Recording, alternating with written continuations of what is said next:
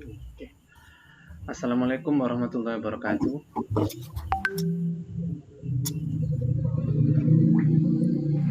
Waalaikumsalam. Waalaikumsalam warahmatullahi wabarakatuh. Oke. Alhamdulillah, terima kasih Bapak Ibu sekalian berkenan meluangkan waktunya untuk pengimbasan atau proses diseminasi dari program Guru Penggerak.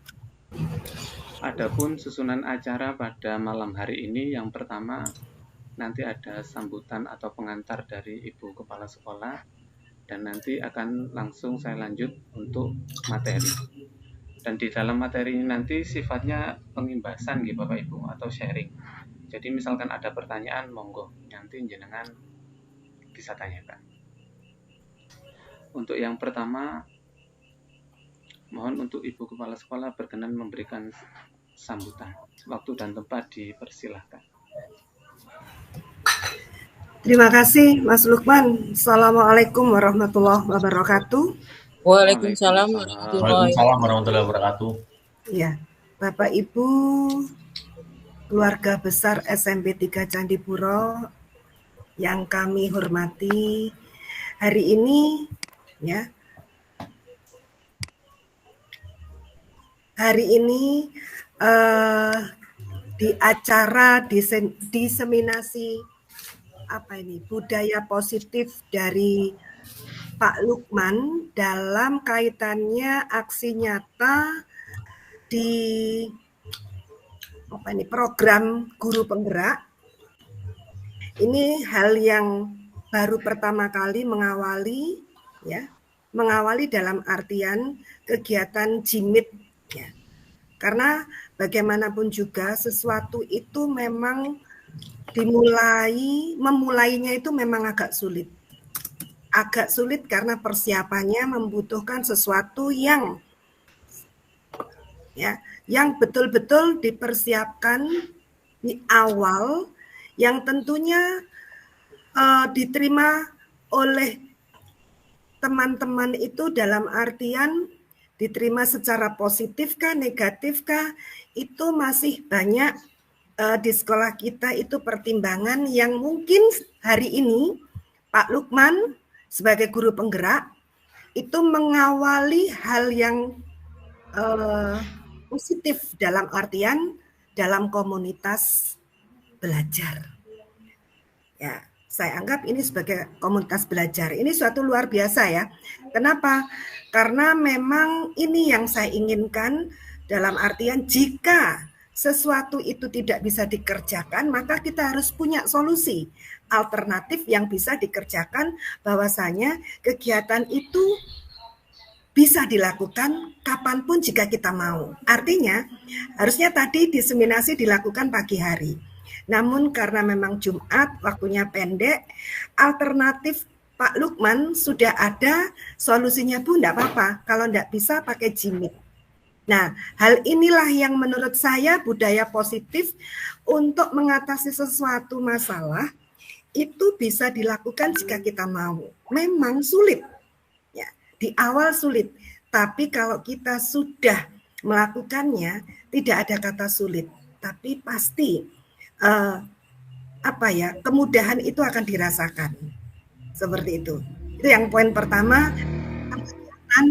Diseminasi budaya positif yang nanti mungkin yang kedua materi-materi yang akan didiseminasikan oleh Pak Lukman tentunya pasti bermanfaat. Kenapa? Karena mengawali terkait ilmu yang selama ini Pak Lukman itu dalami. Seperti apa? Makanya Bapak Ibu mungkin yang masih muda, cuma betul. Jangan sampai guyonan, tetapi esensi maknanya itu tidak nyampe. Gitu. Gak apa-apa guyonan, tapi paling tidak tahu maknanya apa. Sampaikan nanti. Untuk yang mungkin di atasnya Pak Lukman yang senior, tetap ya perhatikan apa sih manfaatnya, apa sih nanti kira-kira yang bisa diambil dari diseminasi hari ini untuk kedepannya Satu, tujuan prioritas adalah pembelajaran di kelas untuk peserta didik kita khususnya di SMP 3 Candipuro. Karena budaya positif ini sebetulnya banyak sudah ya dilakukan di aksi-aksi nyata yang bisa dilihat di PMM, namun aksi nyata yang ada di SMP 3 Candi actionnya banyak tetapi masih perlu publikasi. Semacam ini, getok tular bahwasanya ini loh yang namanya budaya positif. Seperti apa? Nanti kita saksikan betul-betul, kita simak. Jika nanti ada pertanyaan, maka sebaiknya ada sesi yang mungkin Mas Lukman memberikan penjelasan kaitannya sesuai dengan kondisi sekolah. Artinya mungkin bisa lebih sederhana cara menyampaikannya, yang pas bisa diterima sesuai kondisi lingkungan sekolah, seperti itu. Nah, Bapak Ibu, karena ini diseminasi, maka ini adalah satu persyaratan ketika Bapak Ibu diminta on cam, karena ini sebagai bentuk laporan bahwasanya Pak Lukman nanti memang diikuti, tidak hanya didengarkan saja. Nanti on cam ya on cam. Tapi kalau misalnya jenengan tidak, Mas Lukman tidak mengarahkan on cam, ya monggo bisa disambi untuk pekerjaan yang lain. Mungkin itu tidak terlalu panjang supaya bisa tidak terlalu lama, tidak malam-malam karena ada yang mungkin berkepentingan kegiatan yang lain. Mas Lukman, terima kasih, selamat berdiseminasi. Mudah-mudahan awal yang baik untuk sekolah kita khususnya, dan Bapak Ibu guru terutama warga sekolah kita SMP 3 Candipuro. Wassalamualaikum warahmatullahi wabarakatuh. Waalaikumsalam. warahmatullahi wabarakatuh. Terima kasih diucapkan untuk Bu Fitri atas kata pengantarnya dan motivasi juga untuk saya. Jadi Bapak Ibu sekalian, biar tidak berlama-lama seperti mana sudah disampaikan tadi, monggo kita langsung masuk ke materi diseminasi budaya positif berupa aksi nyata dari saya, Lukman Hadi Prasetyo, calon guru penggerak angkatan 10 dari Kabupaten Lumajang. Sebelum memulai kegiatan kita pada malam hari ini, monggo Bapak Ibu sekalian kita bersedekah dengan cara senyum. Senyum ke kamera masing-masing selama 30 detik boleh, 1 menit boleh. Ditahan dulu senyumnya, jangan sampai pudar selama 30 detik. Siap nggih? 1, 2, 3.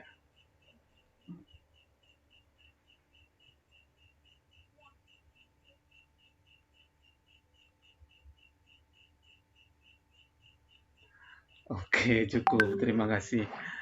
Jadi ternyata senyum itu ibadah, tapi tidak dipaksa tidak bisa juga, Bapak. Jadi kita langsung masuk ke materi kita pada malam hari ini terkait budaya positif di sekolah. Jadi Bapak Ibu sekalian, sebagaimana yang sudah terlihat di layar, seorang guru yang baik dan benar harus memiliki kemampuan dalam mewujudkan budaya positif di sekolah. Budaya positif tersebut dapat dijalankan dengan menerapkan beberapa konsep-konsep inti. Pada pertemuan kali ini ada sekitar 6 konsep inti yang akan kita bahas. Yang pertama, konsep disiplin positif.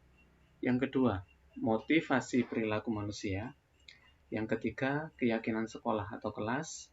Yang keempat, kebutuhan dasar manusia. Yang kelima, posisi kontrol guru. Dan yang terakhir, segitiga restitusi. Oke, Bapak Ibu guru sekalian, untuk yang pertama, disiplin positif. Sebelum masuk ke materi, sebagaimana yang sudah sering kita lakukan sebelumnya, disiplin itu identik dengan peraturan. dan biasanya peraturan itu identik dengan pelanggaran juga. Jadi ketika ada peraturan biasanya ada yang melanggar. Nah, untuk menyikapi pelanggaran seperti itu, kalau kita zaman dulu ketika kita sekolah dengan hukuman, maka untuk sekarang ini kita gunakan bukan hukuman tapi konsekuensi ataupun restitusi. Nanti kita bahas ke belakang. Kita lanjut di disiplin positif. Disiplin positif merupakan suatu cara penerapan disiplin yang mengajarkan anak bertanggung jawab. Yang kedua, disiplin positif lebih ke arah disiplin diri yang dapat mengontrol dalam melakukan segala tindakan. Dan yang ketiga, disiplin diri dapat membuat murid memahami, menyadari, berdasarkan motivasi internal akibat pelaksanaan, bukan akibat paksaan, pujian, ataupun hukuman. Sebagaimana yang sudah kita ketahui bersama, biasanya anak itu nurut ketika kita kasih penghargaan dan takut ketika kita kasih hukuman. Jadi motivasi mereka untuk melakukan sesuatu itu bukan dari dalam diri mereka sendiri atau intrinsik, tapi dari motivasi dari luar. Selanjutnya, karakter yang perlu kita terapkan dalam budaya positif di sekolah yang akan kita buat nanti tentunya berpatokan pada profil pelajar Pancasila. Yang pertama, beriman bertakwa kepada Tuhan Yang Maha Esa dan berakhlak mulia. Yang kedua, mandiri. Yang ketiga, berkebinekaan global. Yang keempat, bergotong royong. Nomor 5, kreatif. Dan yang terakhir, bernalar kritis. Ini sebagaimana yang sudah kita rumuskan kemarin dalam visi sekolah. Alhamdulillah visi sekolah kita yang sudah kita rumuskan bersama itu sudah mencakup profil pelajar Pancasila,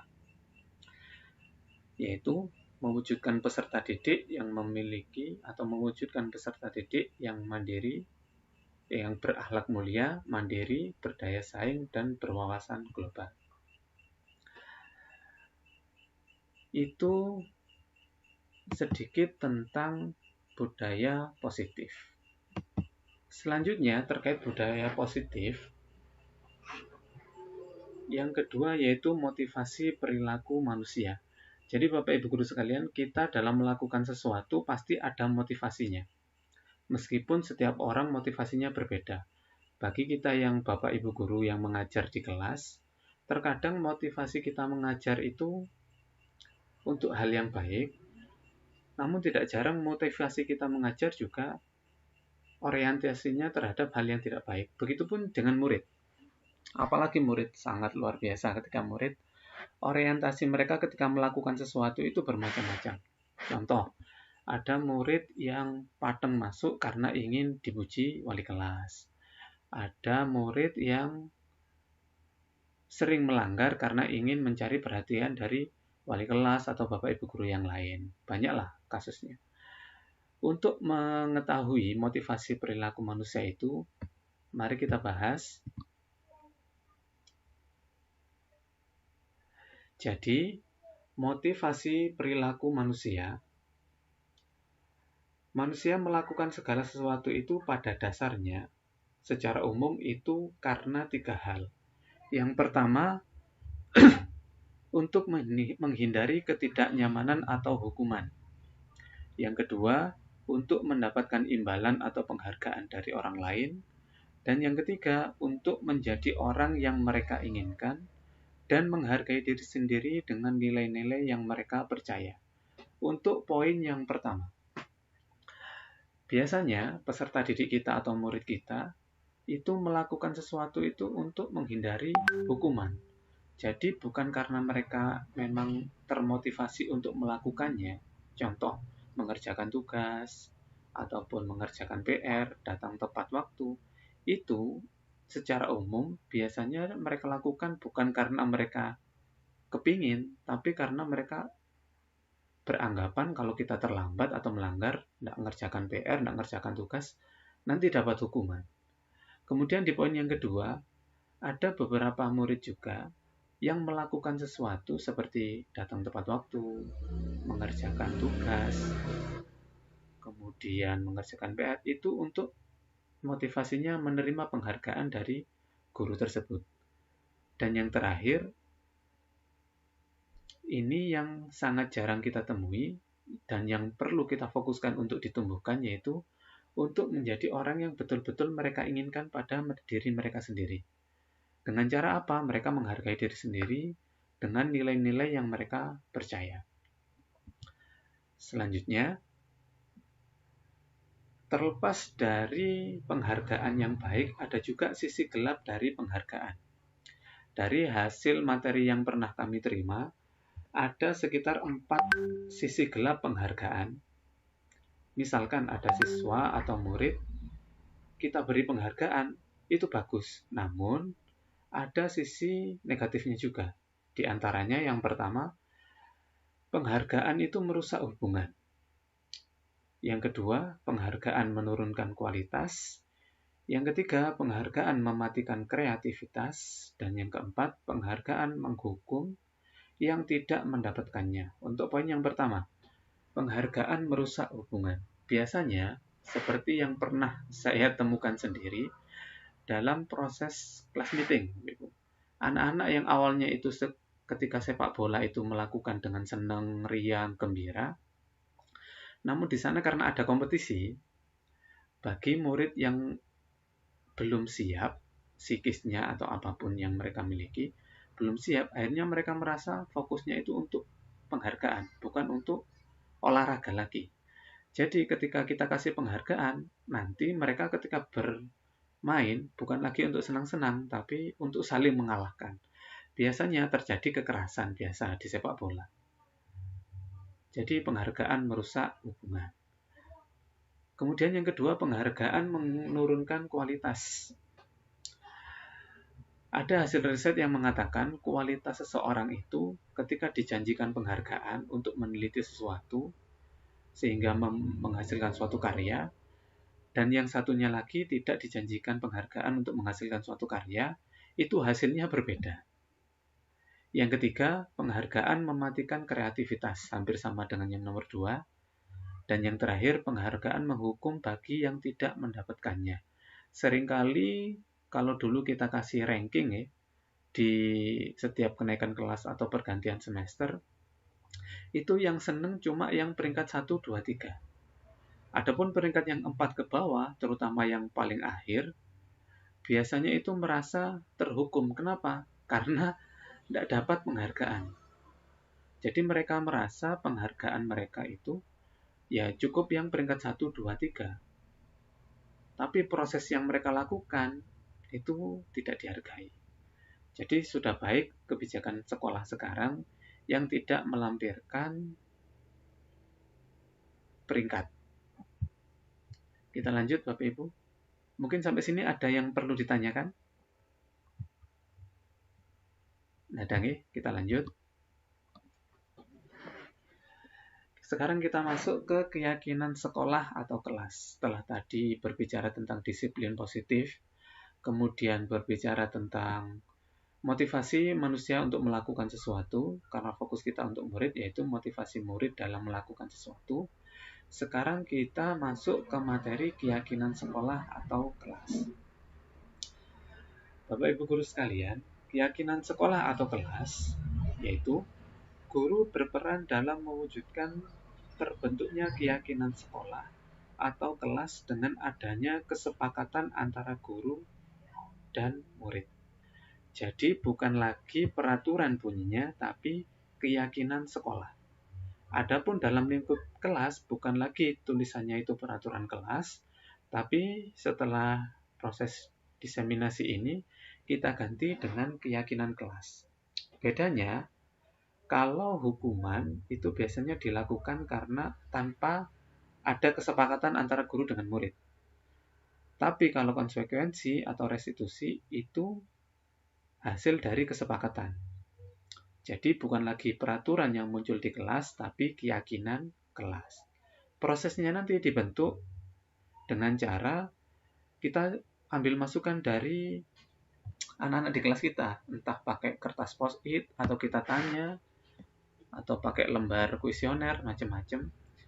Seperti contoh begini, misalkan dilarang makan ketika jam pelajaran. Itu harus kita sepakati dengan anak-anak dulu, Bapak Ibu. Jadi misalkan anak-anak mengusulkan, Pak, boleh enggak makan dan minum ketika pelajaran? Baru usulan mereka kita tampung. Setelah itu kita sepakati boleh atau tidaknya. Jadi ketika nanti mereka melanggar, maka bukan lagi bentuknya sebagai hukuman, tapi sebagai konsekuensi dari kesepakatan yang sudah terjalin. Selanjutnya, keyakinan sekolah atau kelas itu berupa pernyataan-pernyataan universal yang mudah diingat dan dipahami dan harus diterapkan di lingkungan sekolah. Kebanyakan nih, itu kita cuma bisa menyusun program yang bagus, namun tidak konsisten melakukannya. Penerapannya biasanya 1 minggu, 2 minggu, 1 bulan. Adapun setelahnya, biasanya agak longgar. Nah, dalam proses penyusunan keyakinan kelas atau peraturan sekolah zaman kita dulu, itu harus dilakukan dengan konsisten, Bapak Ibu. Kemudian penyusunan kalimatnya dengan kalimat-kalimat yang mudah diterapkan juga. Kemudian selanjutnya, kita diskusi sebentar. Menurut Bapak Ibu guru sekalian, apakah perbedaan antara hukuman dengan konsekuensi menurut pendapat panjenengan masing-masing? Kalau tadi itu kan menurut pendapat saya. Kalau hukuman itu seperti ini. Kalau konsekuensi itu seperti ini. Sekarang saya minta pendapat dari panjenengan. Mungkin ada yang mau bersuara, 1 atau 2 atau 3 atau 4 dari Bapak Ibu guru. Terkait pendapat panjenengan terkait perbedaan antara hukuman dan konsekuensi. Apa bedanya? Gitu, Bapak Ibu. Monggo yang mau bersuara bisa unmute, kemudian mengungkapkan pendapatnya. Biar enggak ngantuk. Ayo Bapak Ibu, monggo. Jangan takut salah. Monggo. Bu Snul. Kepala sekolah boleh nggak Mas Lukman? Boleh Bu, boleh. Monggo. Halo. Coba saya mulai. Halo. Oke. Ini menurut pendapat saya, kalau hukuman itu akibat atau dampak dari sesuatu konsekuensi yang tidak disepakati atau dampaknya kalau hukuman. Menurut saya, kalau konsekuensi itu kesepakatan, artinya tidak ada paksaan, dilakukan sesuai dengan kesepakatan. Mungkin seperti itu. Simpelnya seperti itu. Mungkin yang lain. Oke, terima kasih. Halo, Assalamualaikum. Waalaikumsalam. Monggo Pak Bambang, monggo. Waktu dan tempat dipersilakan. Assalamualaikum warahmatullahi wabarakatuh. Waalaikumsalam warahmatullahi wabarakatuh. Secara simpel pengertian hukuman dan konsekuensi, menurut pribadi saya, kalau hukuman itu karena ada peraturan, kemudian ada kesalahan, maka ada hukuman. Kalau konsekuensi itu merupakan sebab akibat. Jika melakukan A, maka akan terjadi B, gitu. Sebab akibat konsekuensinya. Misalnya anak tidak belajar, maka sebagai konsekuensinya kan waktu ulangan mendapat nilai jelek. Demikian sementara dari saya. Assalamualaikum warahmatullahi wabarakatuh. Waalaikumsalam warahmatullahi wabarakatuh. Terima kasih, sangat luar biasa Pak Bambang. Mungkin ada dari yang lain pendapatnya. Ini ada pendatang baru dari Pasru, Pak Wulandoro. Mungkin ada yang mau disampaikan. Itu ya, monggo itu Pak Seto. Monggo Pak Seto, mungkin ada yang mau disampaikan terkait perbedaan antara Sementara- hukuman dengan konsekuensi? Sementara belum ada, Pak Lukman. Oke, siap. Kalau memang belum ada, kita lanjut dulu ya. Nanti kita diskusi lagi. Karena kalau saya terus nanti jenengan ngantuk nanti. Saya ngomong sendiri jenengan tinggal. Ya, terima kasih Bapak Ibu dari pendapat Bapak Ibu guru sekalian, termasuk Ibu Kepala Sekolah. Secara umum hukuman dan konsekuensi itu berbeda, begitu ya. Sekarang kita lanjut ke materi selanjutnya. Ini ada contoh perbedaan antara hukuman, konsekuensi, dan nanti ada juga yang terakhir, restitusi. Coba jenengan fokus ke yang kanan atau yang kiri. Kita fokus ke yang kanan dulu. Nih ya. Jadi identitas anak itu ada dua Bapak Ibu. Ada identitas gagal, ada identitas sukses. Biasanya identitas gagal itu karena kita kasih hukuman. Sedangkan identitas sukses itu muncul kalau bentuknya bukan hukuman tapi konsekuensi dan restitusi. Sehingga bisa membentuk suatu disiplin anak yang muncul dari dirinya sendiri. Contohnya seperti ini, kita cek yang hukuman. Murid atau anak belajar menyembunyikan kesalahan. Yang kedua, mencoba mengontrol anak dengan menguatkan negatif, membayar impas kesalahan.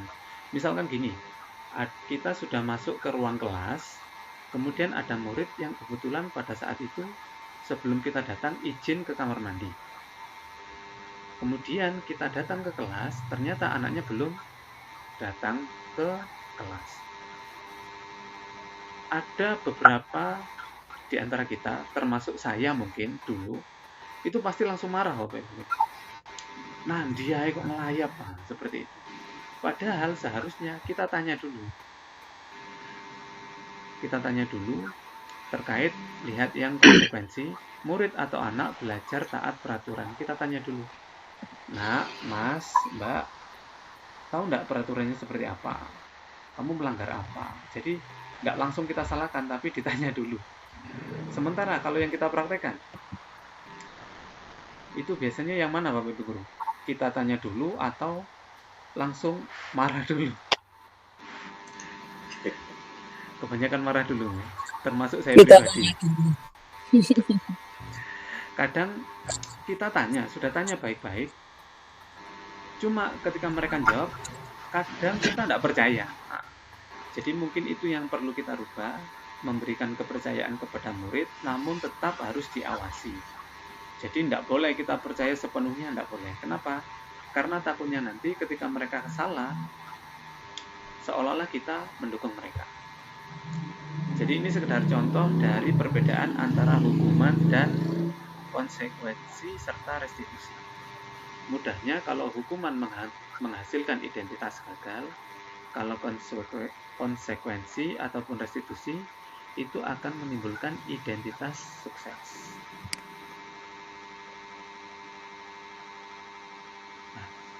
Kemudian sekarang kita masuk ke materi kebutuhan dasar manusia. Untuk memahami murid, bertanya dan menggali informasi dari murid terkait kebutuhan belajar mereka, gaya belajar mereka, ataupun minat belajar mereka, tentunya kita sebagai guru harus memahami terlebih dahulu kebutuhan dasar mereka. Secara umum, kebutuhan dasar manusia itu mencakup beberapa hal. Ini ada sebuah kalimat, ketika seseorang melakukan sesuatu perbuatan yang bertentangan dengan nilai-nilai kebajikan atau melanggar peraturan, hal itu sebenarnya dikarenakan mereka gagal memenuhi kebutuhan dasar mereka. Jadi ketika ada murid yang misalkan menurut kita melakukan kesalahan, itu tidak boleh kalau kita langsung menyalahkan sebetulnya. Tapi kita tanya dulu, kita teliti dulu, kita identifikasi dulu, kira-kira kenapa mereka melakukan hal tersebut? Apa alasannya? Karena tidak mungkin anak melakukan sesuatu itu tanpa ada alasan, itu tidak mungkin. Seperti contoh, anak yang biasanya rame di kelas 7A misalkan nih, sebagai contoh, Saiful Rizal misalkan, itu bukan berarti dia memang niatnya seru, enggak. Pasti ada kebutuhan dasar yang perlu kita selami. Mungkin dia mencari perhatian, membutuhkan kasih sayang dari kita, ataupun semacamnya. Biar nggak bingung, kita cek kebutuhan dasar manusia. Nih, kebutuhan dasar manusia itu ada 5. Yang pertama, manusia melakukan sesuatu itu karena untuk bertahan hidup. Yang kedua, karena untuk mendapatkan kasih sayang atau rasa ingin diterima. Yang ketiga, karena ingin mengatakan kalau saya memiliki kekuasaan. Yang keempat, karena mencari kebebasan. Dan yang kelima, sekedar mencari kesenangan. Di antara 5 hal ini, pasti ada salah satu atau 2 yang mendasari anak didik kita ataupun kita dalam melakukan segala sesuatu. Jadi alangkah baiknya kita menyelami dulu dari 5 hal ini sebelum kita menentukan tindak lanjut dari masalah yang timbul dari siswa atau murid. Nah, setelah kita memahami hal tersebut terkait 5 kebutuhan dasar manusia itu tadi, bertahan hidup, kasih sayang, dan rasa diterima, penguasaan, kebebasan, dan kesenangan, maka baru kita terapkan posisi kontrol kita sebagai guru. Mudahnya, posisi kontrol itu, kita itu menjadi guru yang seperti apa di mata anak didik kita. Contoh, saya sempat baca kuesioner yang disebar oleh Pak Agus Salim di asesmen diagnostik di awal-awal pembelajaran. Biasanya mata pelajaran apa yang kalian sukai, guru siapa yang kalian sukai, alasannya apa. Itu sempat saya baca dan alasannya lucu-lucu. Ada yang suka guru seni budaya, alasannya karena ganteng. Itu sudah pasti dipastikan yang bilang perempuan, Bapak Ibu Guru. Kalau yang laki-laki biasanya merasa tersaingi. Ada juga yang saya suka pelajaran ini karena diajari menulis, sehingga tulisan saya jadi bagus karena sering menulis misalkan. Ataupun saya suka pelajaran B misalkan. Suka pelajaran B karena gurunya tegas. Ada juga murid yang tidak suka guru yang tegas, akhirnya suka ke guru yang C. Saya suka ke guru yang C karena sabar, dekat dengan siswa, dan lain-lain. Nah, sekarang mari kita cek bersama posisi kontrol kita itu di mana.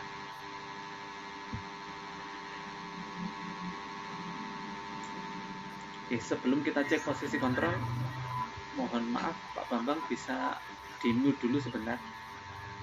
Suara kipasnya jelas dari sini. Saya jadi ikut dingin pas dengar suara kipas dengan. Oke. Ini 5 posisi kontrol, ada 5 Bapak Ibu Guru. Jadi guru sebagai penghukum. Yang kedua, guru sebagai pembuat rasa bersalah. Yang ketiga, guru sebagai teman. Yang keempat, guru sebagai pemantau. Dan yang kelima, guru sebagai manajer. Kita bahas satu-satu. Yang pertama, guru sebagai penghukum. Guru sebagai penghukum biasanya, insya Allah ini sudah paham semua kalau sebagai penghukum. Biasanya ketika ada murid melakukan kesalahan, terus kelihatan salah, tidak perlu diidentifikasi, tidak perlu dicek, langsung dipukul rata, salah. Seperti contoh, ketika kita mengajar di kelas, ada satu anak rame, yang kita marahi itu satu anak itu, atau nanti lama-lama nyebar ke yang lain, Bapak Ibu. Biasanya seperti apa? Kalau saya biasanya ketika ngajar, ada yang membuat masalah, ini dulu nih, pas zaman jahiliyah, akhirnya saya marahi satu anak ini, langsung saya hukum, biasanya keliling lapangan untuk olahraga. Tapi nanti akhirnya keduman juga yang lain, yang di kelas. Jadi karena satu orang, akhirnya keduman juga yang lain satu kelas. Sama kayak gini lah. Ada dulu perumpamaan yang sangat bagus. Itu ketika kita misalkan manjat pohon jambu misalkan. Biasanya kan banyak semutnya Bapak Ibu.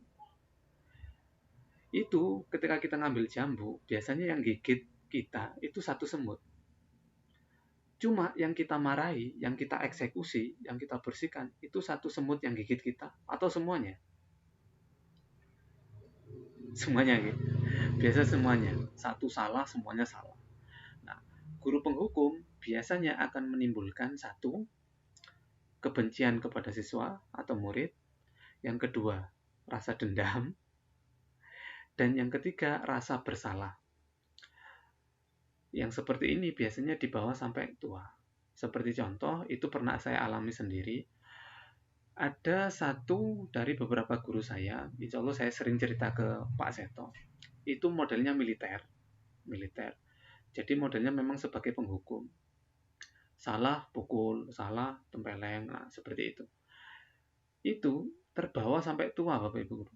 Jadi sekarang ketika saya tidur, mimpi dipukul, disepak, dibentak seperti itu. Traumanya terbawa sampai tua. Siapa? Ya, itu tidak bisa disebutkan karena menjaga kode etik jurnalistik Bapak Ibu. Insya Allah Pak Seto tahu. Yang kedua, guru sebagai pembuat rasa bersalah. Guru yang sebagai pembuat rasa bersalah ini juga sering kita praktekkan dengan cara ketika misalkan begini, ada murid terlambat, kemudian kita bilang ke murid, kok terlambat?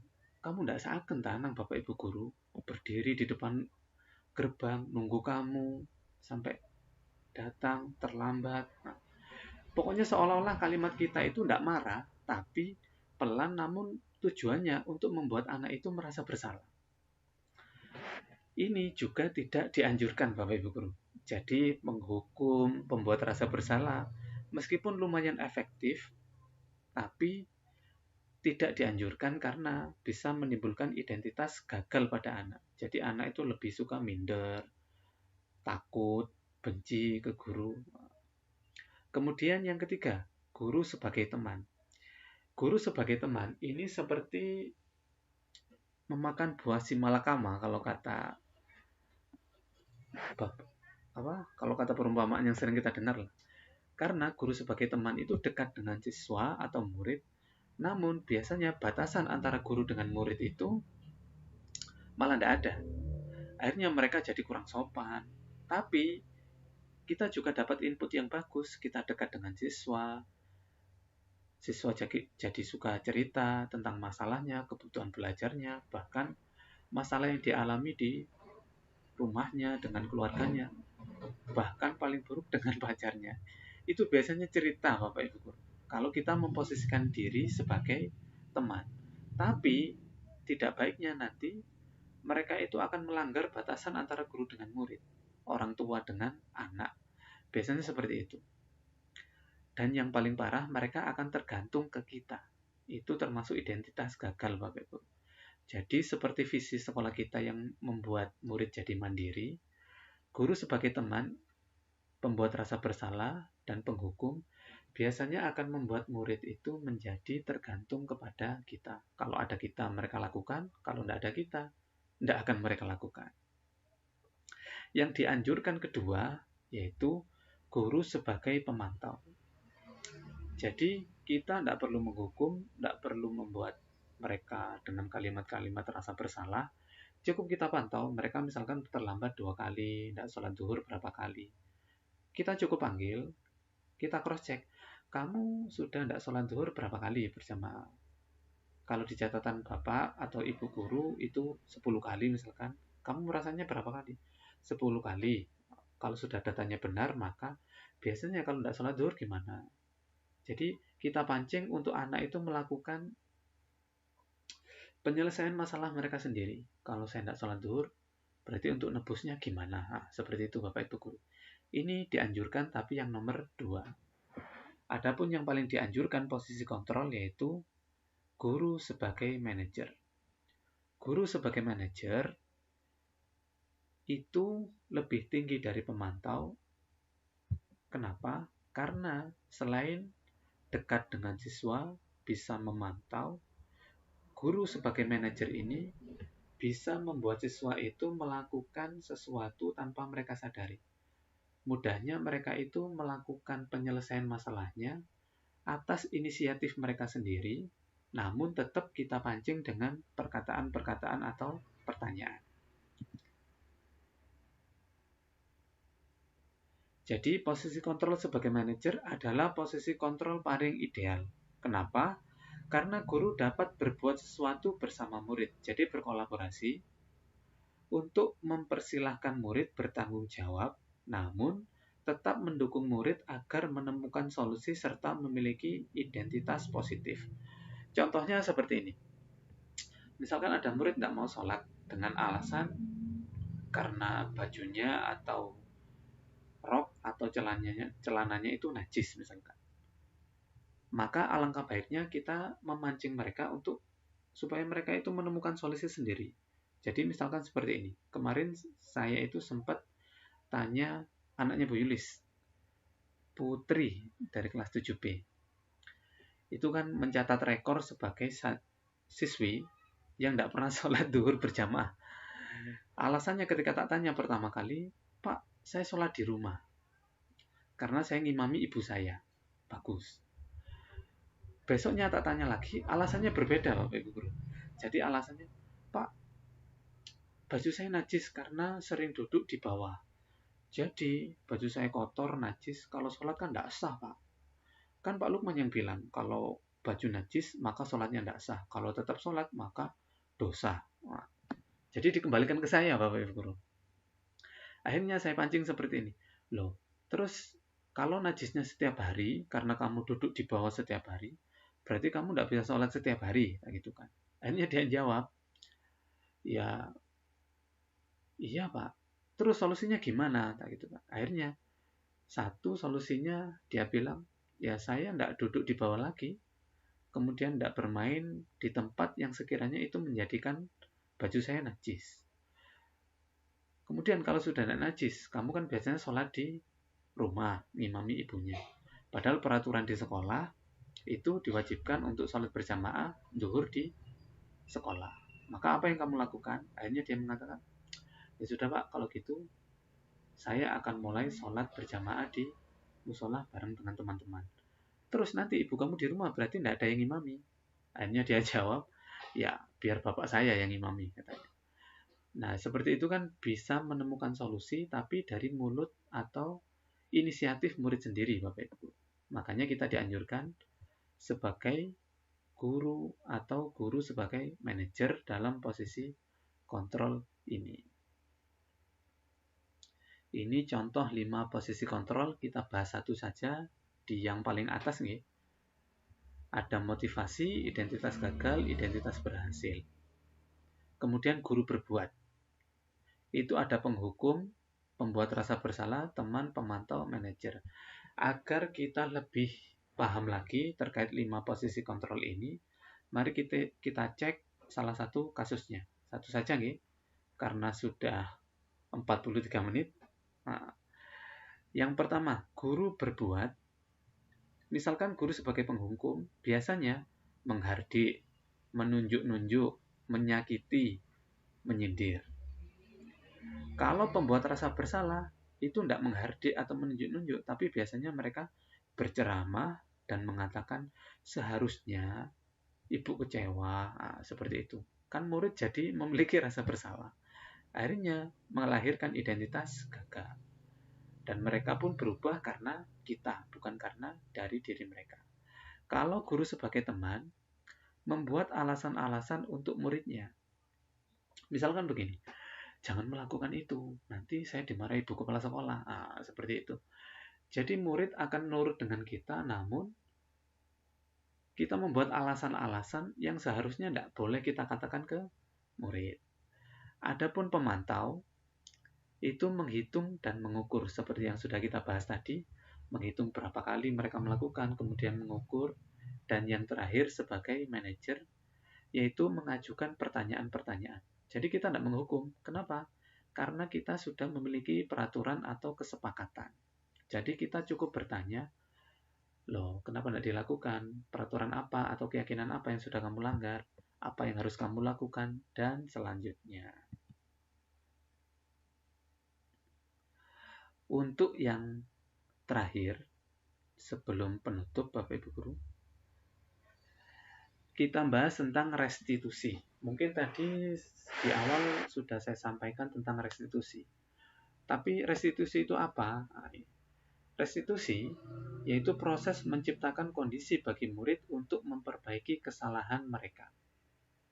Sehingga mereka bisa kembali pada kelompok mereka dengan karakter yang lebih kuat. Pendapat yang kedua, restitusi juga merupakan proses kolaboratif yang mengajarkan murid untuk mencari solusi untuk masalah mereka dan membantu murid berpikir tentang orang seperti apa yang mereka inginkan dan bagaimana mereka harus memperlakukan orang lain. Ini sebetulnya sudah kita terapkan Bapak Ibu Guru, namun kita nggak tahu kalau yang kita terapkan itu ternyata restitusi. Jadi fokus di tulisan yang tebal, proses kolaboratif yang mengajarkan murid untuk mencari solusi. Seperti yang sudah kita lihat di pintu dapur sekolah, jadi orang yang solutif. Nah, itu kan sudah kita terapkan sebetulnya, cuma kita tidak tahu kalau namanya itu restitusi. Namun kita pancing dengan pertanyaan-pertanyaan, sehingga anak itu bisa mengungkapkan keinginannya, mengungkapkan bagaimana pendapat mereka sendiri, sambil kita luruskan. Prosesnya ada 3. Jadi misalkan murid melakukan kesalahan Bapak Ibu Guru, maka kita tidak boleh langsung menyalahkan, tapi kita harus melakukan 3 hal, atau kita kenal dengan istilah segitiga restitusi. Cara bacanya dari bawah ke kiri dan ke kanan. Yang pertama, menstabilkan identitas murid. Yang kedua, validasi tindakan yang salah. Dan yang ketiga, menanyakan keyakinan. Jadi misalkan begini Bapak Ibu Guru, kita sering mendengar kalimat murid itu tidak salah, hanya kurang atau belum menemukan guru yang tepat. Itu bisa dikatakan betul, namun di sisi lain juga dikatakan salah. Kita cek. Jadi yang pertama, menstabilkan identitas. Jadi betul seperti yang sudah saya sampaikan tadi, murid tidak pernah salah, namun apapun yang mereka lakukan dalam artian dalam pengawasan kita. Jadi bukan berarti ketika murid melakukan kesalahan mereka tidak salah, bukan. Mereka salah, cuma yang membuat mereka tidak bersalah karena mungkin kita kurang memfasilitasi atau kita mungkin kurang memberikan pengawasan ataupun kurang memberikan perhatian. Jadi mohon jangan miskonsepsi dengan kalimat murid tidak pernah salah. Lanjut, menstabilkan identitas. Dilakukan berdasarkan prinsip bahwa membuat kesalahan adalah bagian dari proses pembelajaran yang nantinya akan menggeser identitas gagal ke arah identitas sukses. Jadi misalkan murid melakukan kesalahan, misalkan bolos, telat masuk kelas, makan ketika jam pelajaran, tidak mengerjakan tugas, maka yang harus kita lakukan adalah membuat mereka menyadari bahwa kesalahan itu wajar dan bagian dari proses pembelajaran. Contoh kalimat yang bisa kita lakukan atau kita ungkapkan ke mereka ketika menstabilkan identitas mereka yaitu berbuat salah itu hal yang manusiawi. Atau yang kedua, tidak ada manusia yang sempurna. Yang ketiga, kita pasti bisa menyelesaikan permasalahan ini. Atau yang sering kita lakukan, bapak atau ibu tidak tertarik untuk mencari tahu siapa yang salah atau siapa yang benar. Tapi, bapak atau ibu guru lebih tertarik untuk menyelesaikan masalah yang sudah kamu perbuat. Jadi kalimat-kalimat ini termasuk kalimat positif yang bisa menggeser murid dari disiplin yang atau identitas yang gagal menjadi identitas yang positif, Bapak Ibu Guru. Yang kedua, validasi tindakan yang salah. Setelah kita menstabilkan identitas mereka, maka kita lakukan tindakan yang kedua, yaitu validasi tindakan yang salah. Dilakukan berdasarkan prinsip bahwa setiap perilaku berupaya untuk memenuhi suatu kebutuhan tertentu, yang seperti kita bahas tadi, di 5 kebutuhan dasar manusia. Jadi anak itu melakukan sesuatu pasti ada dasarnya. Nah, kita gali apa dasarnya. Contoh kalimat yang bisa kita lakukan, kamu pasti punya alasan untuk melakukannya. Jadi kita tanya dulu alasannya apa. Kalau alasannya itu nanti kurang positif atau tidak bagus dan menurut kita salah, maka kita arahkan Bapak Ibu. Atau kita bisa mengatakan apa yang penting bagi kamu, atau kamu boleh tetap menjaga sikap itu, melakukan itu sesuai dengan prinsip kamu, namun ada yang harus ditambahkan. Nanti kita selipkan kalimat-kalimat positif. Dan yang terakhir adalah menanyakan keyakinan, peraturan, atau kesepakatan. Hal ini dilakukan dengan memberikan pertanyaan-pertanyaan bermakna kepada murid atau anak untuk memunculkan motivasi secara intrinsik, sehingga mampu mengaitkan keyakinannya dengan tindakan yang salah. Jadi, memunculkan motivasi secara intrinsik. Jadi, tidak boleh kita sebetulnya, kamu harus begini, tetapi kita pancing anak itu untuk melakukan apa yang kita inginkan. Contoh kalimat yang bisa kita ucapkan, apa nilai yang kita percaya di sekolah atau kelas kita? Nilai-nilai apa yang telah kita sepakati? Kelas seperti apa yang kamu inginkan? Apa yang kamu rasakan ketika melakukan kesalahan tersebut? Dan yang paling penting, poin terakhir, terus bagaimana cara kamu memperbaikinya? Habis, Bapak Ibu Guru. Jadi, itulah, kok fotonya salah ini? Maaf. Ini aja. Jadi, pada dasarnya, setelah dari awal kita bahas tadi mulai disiplin, kemudian yang kedua budaya positif, dan sampai yang terakhir restitusi, intinya yang ingin saya utarakan adalah kita berpihak kepada murid namun tetap memberikan batasan. Yang kedua, kita tetap memberikan fasilitas penuh kepada murid. Dan yang terakhir, kita sebelum menerapkan budaya positif berupa keyakinan atau peraturan sekolah, alangkah baiknya kalau kita melakukan dulu, Bapak Ibu Guru. Contoh, saya tidak mungkin meminta anak untuk sholat berjamaah atau sholat zuhur kalau saya tidak pernah sholat berjamaah. Saya tidak mungkin melarang anak untuk jangan merokok kalau saya belum berhenti merokok, atau merokok di tempat yang tidak diketahui oleh anak-anak. Yang sudah kita praktekkan, Bapak Guru sudah sangat bagus karena merokok ada di tempatnya sendiri. Tidak seperti dulu yang merokok di tempat umum yang dilihat siswa atau murid. Mungkin begitu Bapak Ibu Guru sekalian yang bisa saya sampaikan terkait pemahaman saya yang sedikit ini dari proses CGP saya. Namun sebelum kegiatan ini ditutup oleh Pak Ustadz yang jenengan lihat di layar itu, mungkin saya minta 1 atau 3 umpan balik terkait proses pembelajaran kita pada malam hari ini. Entah dari prosesnya seperti apa, kurang apa, ataupun usulan jenengan, ataupun kesimpulan, monggo jenengan sampaikan. Jadi daripada nanti lama, biar mempersingkat waktu, saya tunjuk saja nih. Untuk memberikan umpan balik boleh, apresiasi boleh, masukan boleh, ataupun menyimpulkan dari awal sampai akhir juga boleh. Untuk yang pertama,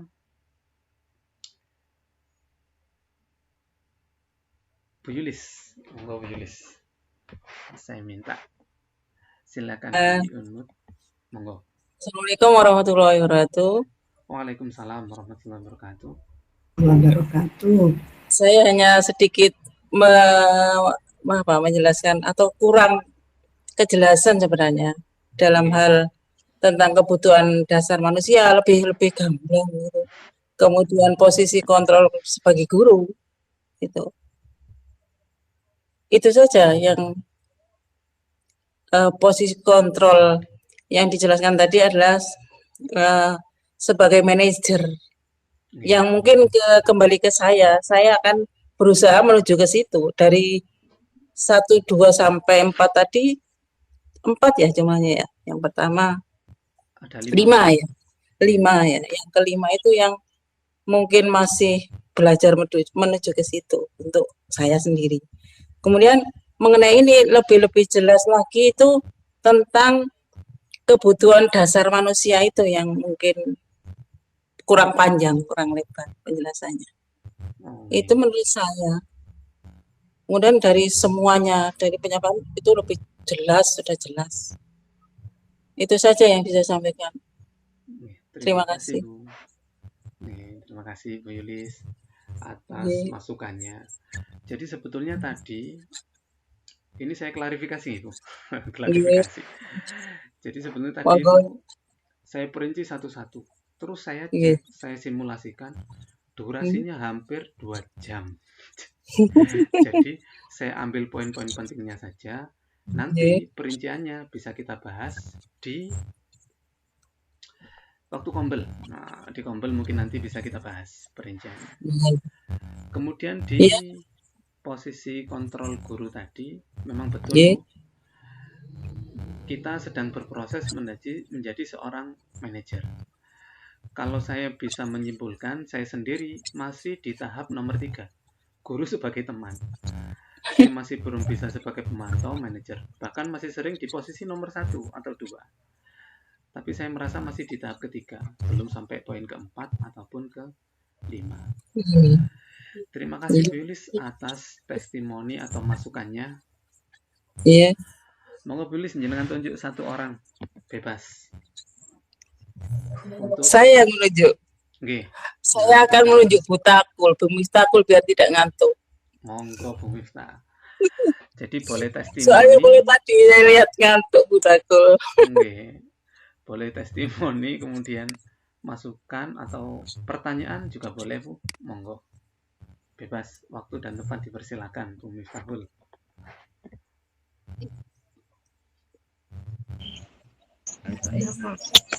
Kameranya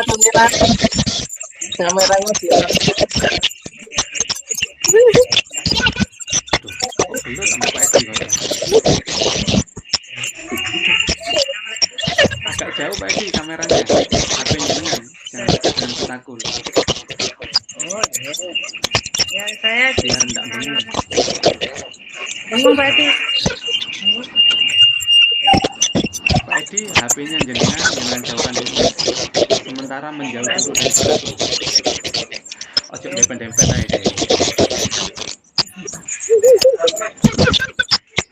Ya begini Pak Edi, masih selalu berdua menjauh Pak Edi biar jelas suaranya benar. Suruh ke dapur Bu Yulis. Oh, nggih. Monggo Bu Tati. Ya. Kita Pak ya.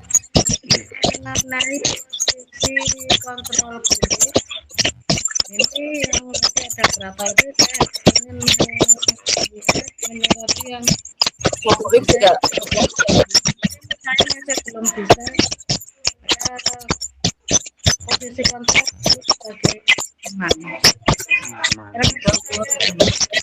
Saya sering melihat itu anak-anak kalau selalu dekat dengan Bapak Ibu guru kadang-kadang kurang menghormati. Kadang-kadang saya sering menegur anak sama Bapak Ibu guru, bahasanya itu ya memang seperti teman. Pakai bahasa nguk. Saya sering mengingatkan pakai bahasa Indonesia kalau sama Bapak Ibu guru gitu. Itu bagaimana posisi kontrol seperti itu, apa memang ada segi baiknya, ada segi tidak baiknya ya.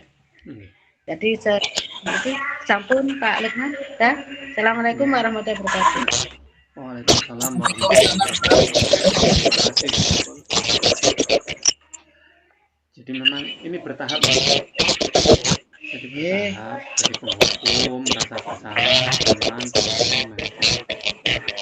cuma mungkin kita kita masih di tahap teman ya, sehingga anak-anak jadi kurang tahu batasan antara kebenaran musik.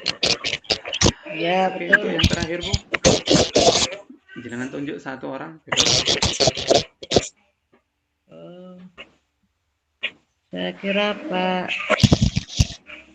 Bu Gusnul, monggo. Bu Gusnul. Sudah bisa di-mute Bu. Terima kasih Bu Sabun. Ya apa langsung? Oh ya lah. Sekian. Lo on cam di sana. Sampun Bu, kebalik tapi kameranya. Kamera kok kebalik iki ya apa rek? Jangan balik dulu.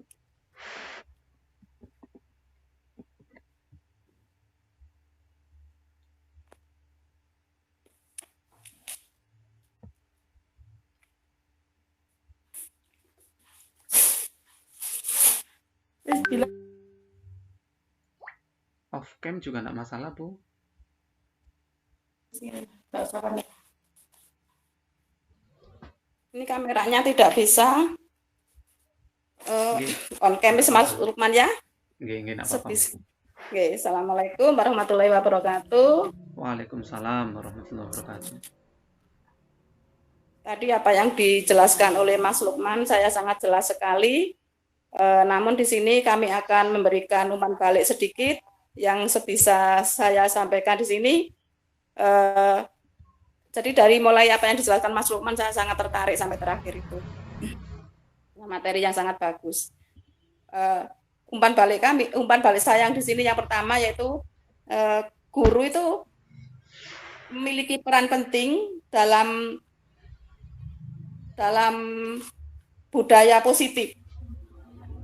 Dalam meningkatkan budaya positif di sekolah dengan menggunakan posisi kontrol guru yang tadi disampaikan atau dijelaskan oleh Mas Lukman ada 5. Jadi yang pertama sebagai guru sebagai penghukum, guru sebagai pembuat rasa bersalah, guru sebagai teman, guru sebagai pemantau, dan guru sebagai manajerial. Itu sangat tertarik di situ. Yang kedua, guru harus meningkatkan pengetahuan kelas yang baik. Mungkin contohnya dalam pengelolaan kelas, dalam memberikan pelajaran yang sangat menarik di situ. Jadi itu yang kami sampaikan di sini. Yang saya sampaikan hanya ini, Mas Lukman. Ibu, terima kasih. Umpan balik dari saya. Terima kasih. Assalamualaikum warahmatullahi wabarakatuh. Waalaikumsalam warahmatullahi wabarakatuh. Jadi meskipun tadi singkat-singkat, alhamdulillah kayaknya sudah hafal semua nih tentang 5 posisi kontrol. Tinggal kita menerapkannya Bapak Ibu. Jadi jangan sampai nanti kita hafal tapi tidak kita terapkan. Itu kalau istilah di pesantren itu seperti pohon yang tidak berbuah. Jadi ada manfaatnya tapi tidak sebanyak yang berbuah. Jadi karena waktunya sudah melebihi 1 jam. Jadi untuk yang terakhir Bapak Ibu Guru sebelum penutup dipimpin doa nanti saya minta testimoni tentang proses pembelajaran atau proses diskusi kita pada malam hari ini Bapak Ibu. Menurut jenengan pembelajaran atau diskusi model daring seperti ini itu seperti apa? Membingungkan, membosankan, gampang ngantuk atau seneng atau gimana? Monggo. Bu Snul yang nunjuk. Oh, Bu Fitri, monggo. Bu Fitri. Terima kasih Mas Lukman. Mohon maaf sebelum dilanjutkan ke pembelajaran ya. Terkait dengan tadi gambaran ulasan atau testimoni terkait penyampaian Mas Lukman. Mungkin yang perlu diluruskan itu adalah budaya positif terkait keyakinan kelas atau keyakinan sekolah ya. Tadi itu tadi Bu Snul menyampaikan apa tadi ya? Yang maksudnya adalah keyakinan kelas atau keyakinan sekolah. Artinya budaya positif ini tepat sekali sebetulnya. Makanya ada pertanyaan yang mungkin yang perlu Mas Lukman nanti klarifikasi, kenapa materi ini tepat sekali ya menurut saya ambil sebagai tema untuk diseminasi kali ini. Topiknya yang ini apakah terkait itu ditentukan ya, atau mungkin pilihan Mas Lukman sendiri, karena ini seolah-olah gambaran dari sekolah.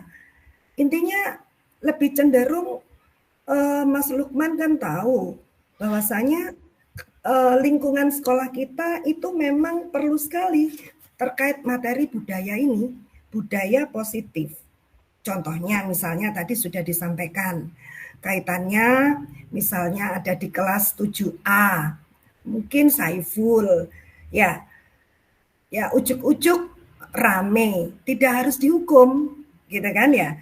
Kadang-kala kita masuk langsung kaki ada di atas meja, kemudian guru langsung lihat marah, gitu kan ya. Nah, sebagai kontrol itu sebelum melakukan ke sana arahnya, tentunya kan pernah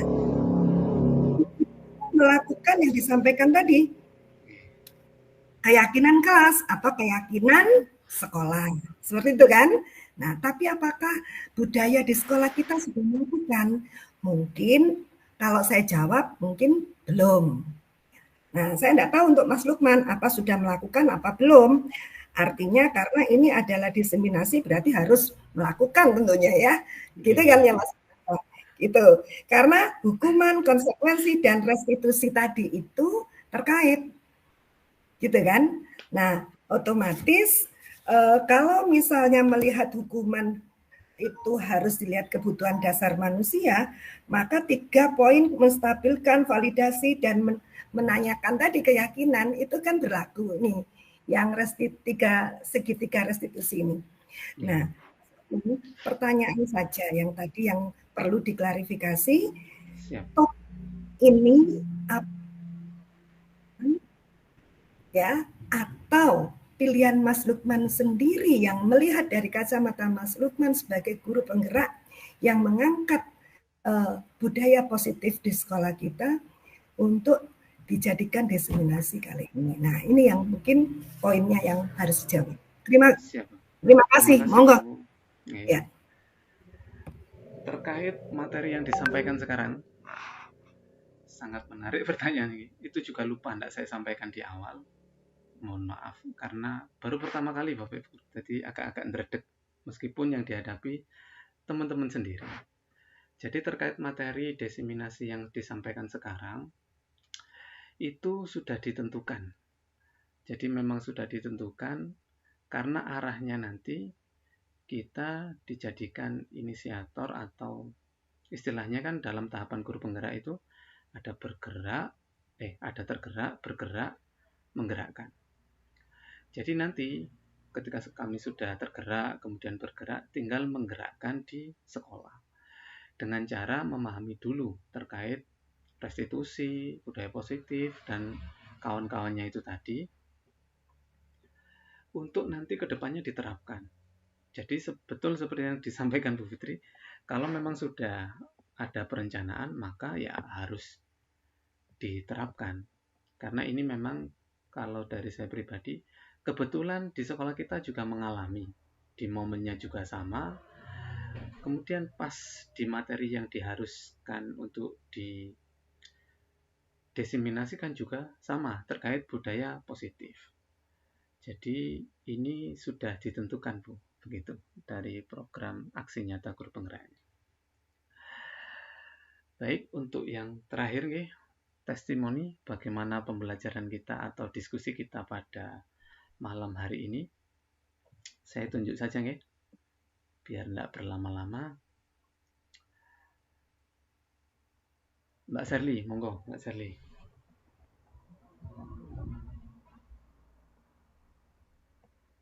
Ada Mbak Sherly?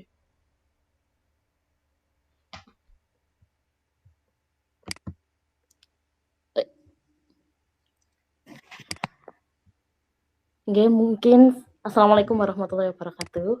Waalaikumsalam warahmatullahi wabarakatuh.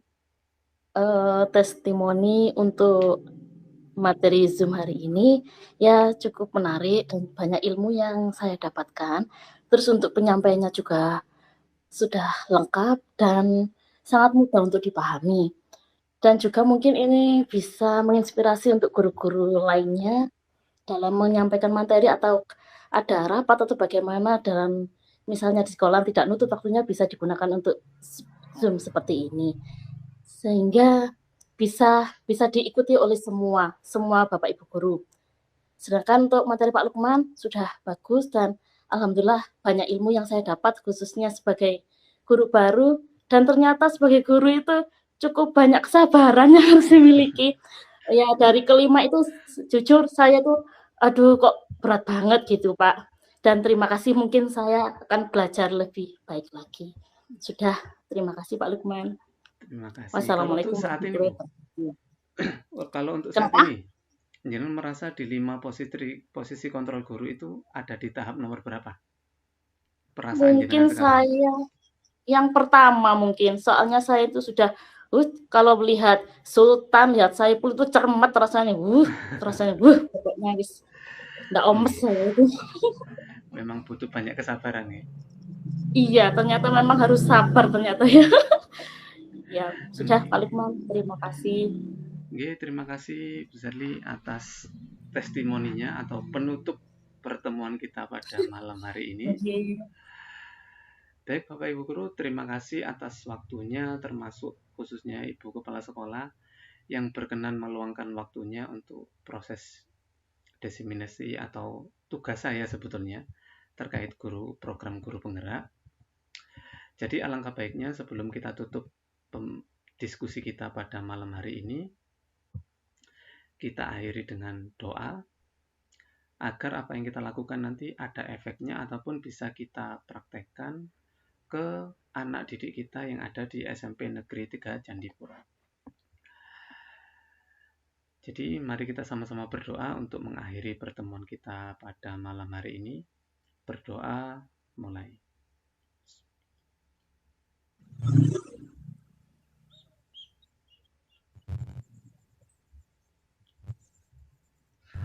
Berdoa selesai. Sekali lagi terima kasih Bapak Ibu Guru atas waktunya. Mohon maaf mengganggu waktu jenengan istirahat.